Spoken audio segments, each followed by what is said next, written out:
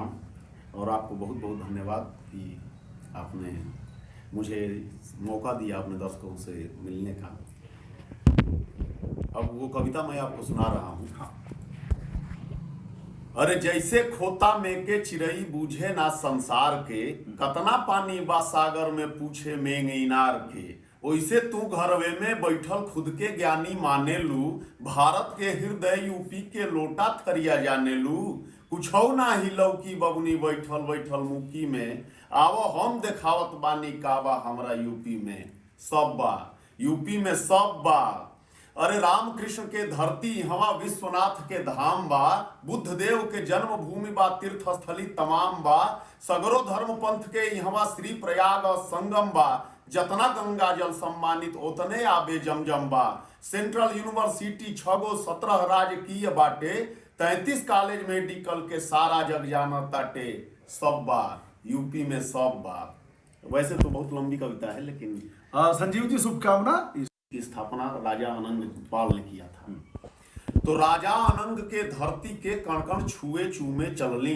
दिल्ली दर्शन के चाहत में गाड़ी लेके घूमे चलली, उमगत मन में अनघा श्रद्धा अनघा उछाह लेके चलली, अब धर्मराज के इंद्रप्रस्थ कैसन बाटे देखे चलली, मोटर गाड़ी में तन बैठल मन उड़ल पसारत पखिया के, बाकिर उजे देखल चाहे लौके नाही उ अखिया से, उ गइल जहां ले जात बनल एने झकलस ओने तकलस, औ जाके अखियन से कहलस जब दौड़ भाग क के थकलस, हम जे पर जाइल चाहिला काहे उ रास्ता छेकेलू, जेवन हमरा के भावेला उहे काहे ना देखेलू, हम देखल चाही इंद्रप्रस्थ रहले पांडव बलवान जहां, बा कहां दिल्ली का नगर बसे राजा अनंग श्रीमान जहां, अरिदल जैसे थर थर कांपे उ शब्द वेद के बान जहां, कवि वरदाई के तान जहां जगजीत वीर चौहान जहां, अखिया सुनलस तो हंस दिहलस मन बाड़ बहुते भोला हो, ना जनल तू ए दुनिया में हर क्षण परिवर्तन होला हो, अब कहां दिल्ली का इंद्रप्रस्थ, पांडव अतुलित बलधाम कहां, कहवा पृथ्वी चौहान वीर कवि वरदाई के तान कहां, जुग बदलल तो सब बदल गईल अब शब्द वेद संधान कहां, जे स्वर्ग लोक के मद तूरल उ वैभव सम्मान कहां, अब नया रूप अवतार नया देखो अब नया कलेवर में, नौकी बहार नौकी बयार नौकी धुन नौका तेवर में, सारा भारत उजियार करे वाली चकमक के सिल्ली ह, मन हो आवो हमरा संगे देखो ई नौकी दिल्ली ह, ई भरत वंश के पौरुष के डूबत उतिरात कहानी ह, ई हेमचंद्र विक्रमादित्य के राष्ट्र बदे कुर्बानी ह, ई हवे बहादुर शाह जफर के अंतिम सांस निराशा के, ई साक्षी ह आजादी के पूरी होखत अभिलाषा के, ई ह गोरिहा संविधान के लोकतंत्र के सानी ह, ई माननीय नेतागण के वैभव के अमिट निशानी ह, करी खेद होवत करिया गईली जमुना जी के पानी ह, हर हिंदुस्तानी के धड़कन ई भारत के राजधानी ह, बदरी से बात करत जहवा बड़का बड़का लौकी मकान, उ हमें बित्ता भर दवर बदे छछनत अनगिन बेबस परान, ई शहर बतावेला सुख दुख भोग भाग के खाता के, छिछियाइल बस अपना हाथे फल देहल काम विधाता के, ई हवा जमीन के मंडी बा बन्हकी ईमान रखा जाला, कीमत मिलला पर मर्यादा श्रद्धा सम्मान बिका जाला, नैतिकता मानवता हमार रुपया के पाछे नाचे ले, का चीज बिकाऊ नहीं खेजी जब दे यहाँ ना बाँचे ले, कुछ तन के कुछ अरमानन के आगी पर दौड़त जीवन बा, चौराहा पर गाड़ी पोछत झोरी फैलावत बचपन बा, संतोष रतन केहू खातिर चरित्र धन हो, इहवा अइला पर पता चले धनवे सबसे बड़का धन हो, अचके एगो चौराहा के ललकी बत्ती पर कार रुकल,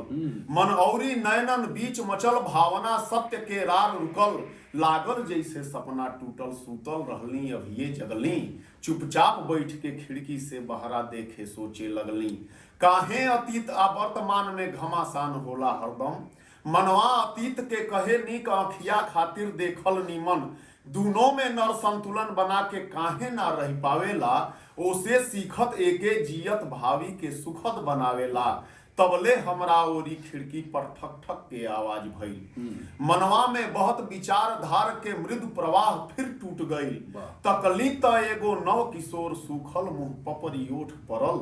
दूबर धुरियाइल तन ऊपर कचटी कपड़ा पैबंद लगल, बिखरल अझुराइल केस लोर से आंख भरल कांपत कल्पत, जैसे कौनो अनजान पाप के फल भोगत झेलत झंखत, दूनों हथवा में कागज के दू चार तिरंगा ध्वज लेके कुछ रहे चिरौरी करत बड़ी दीनता बड़ी लाचारी से। आधा शीशा नीचे कैली हम बात सुने खातिर होकर, बोलो बाबू सुनते बोलल उ जीभ फेर के ओठन पर, राष्ट्रीय पर्व आइल बाटे झंडा ले ले ये साहब, सुबह से कुछ नहीं खिखैले कुछ पैसा दे दिए साहब, झंडा ले ली ई बात लगल जैसे कुछ तीर चुभल मन में, जैसे केहू धैलस अंगार महकत हुलसत नंदन वन में, कहली ये बाबू झंडा ना ई भारत के अभिमान हवे, भारतवासिन के आन बान सम्मान प्रतिष्ठा जान हवे, यातना सहल घर बार छोड़ सींचल लोहू से माटी के, अनगिनत लोग बलिदान भइल तब पौली जाए थाती के, सपना हो अमर शहीदन के इहे गीता गंगा हो,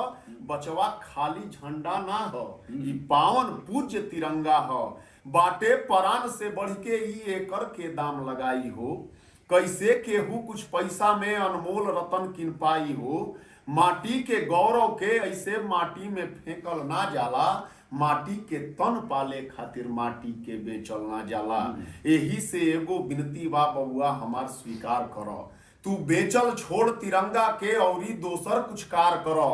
कह के जब चुप भइली तब ऊ अपलक हमके ताके लागल, हमरा अखियन के रास्ता से हमरा मन में झांके लागल, हम अपना एक कबिलावट पर फूलल फूलल बैठल रहली, बानी कतना बड़का ज्ञानी सोचत उमगत ऐठल रहली, पहले ओके चुप देख लगल जैसे प्रभाव में आवत बा, बाकिर जब हंसलस तब बुझली ऊ हंसी हमार उड़ावत बा, कहलस ए साहब आग भूख के जब केहू के जारे ले, तब सबसे पहले ओकर मति ओकर विवेक के मारे ले, ओ महापिशाचिन डाइन के पीरा से जे ना जूझेला, सम्मान प्रतिष्ठा देशभक्ति बलिदान उहे बस बुझेला, सत्कार मान मर्यादा के केहू के भूख सतावेले। अगर भूख केवल पेट भरने की होती रोटी की होती तो दुनिया में इतना बवाल नहीं होता।